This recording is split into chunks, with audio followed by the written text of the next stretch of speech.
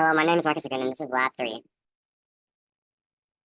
Alright, in this lab, I'll be exploring the gravitational pull of a black hole on a star and then a planet and a spaceship. The goal of this lab is to determine the mass of the black hole that's generated by like the random seed that happens when I put in my Georgia Tech email address. And then I'm going to need to determine the initial speed of the spaceship that would need to get really close to the hole without crashing into it. The physics concepts for this lab that are important are Newton's second law. So, just understanding how F net is equal to the change in momentum. We can derive that through Newton's second law right here. And then force decomposition is also important for understanding how I decompose F net into F net parallel and F net perpendicular. In this derivation, you take the derivative of momentum, and momentum is equal to the direction of the momentum, which is p hat, times the magnitude of momentum, which is this. And then when you get all that, you just get that F net is equal to F net parallel plus F net perpendicular. And then the last physics concept that is really important is universal gravitation. That's what we're going to be using to calculate the mass of the black hole.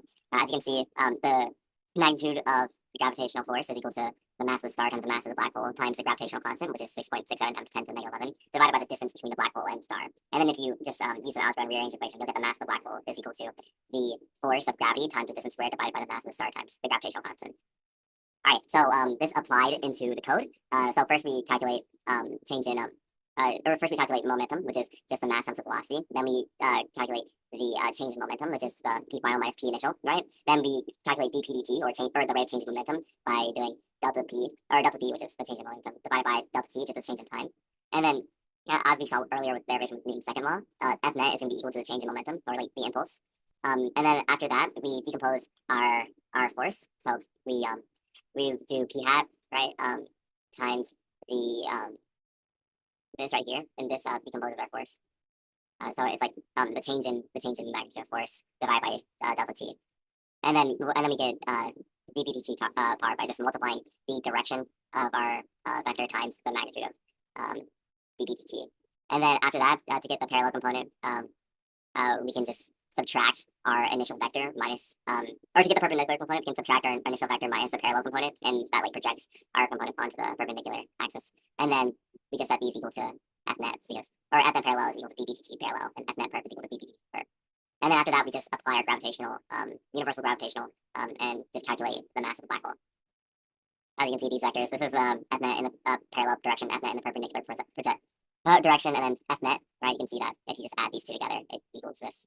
And then we got that the mass of the black hole is 9.17 times 10 to the 33.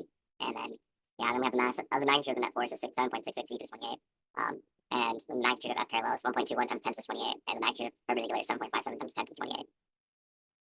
So the physics concepts for the spaceship. So last time when we did universal gravitation, we just did the magnitude, but to get the actual vector, right, you just do the magnitude of the universal gravitation times the negative direction of r. R is system minus source, right? So since gravitation is an attractive force, you're going to multiply by negative r hat here.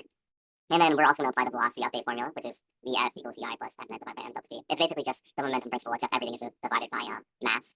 And then after that, we're going to apply our position update formula. So initial position, or final position equals initial position plus the average times delta t. And since gravitation is not a constant force, right, we can approximate the average to be around the final.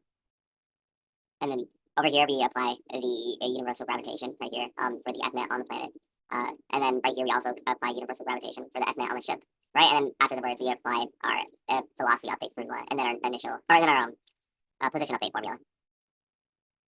Right, and then this is the graph we get. The spaceship gets really close, is pulled in by the black hole, but then it breaks free of orbit. And then our initial speed of the spaceship ended up being negative 9.77799 e to 10, or e to the 6, or 10 to the 6. And then in the x direction, and then in the y direction, ended up being 7.358 times 10 to the 6 in the y direction.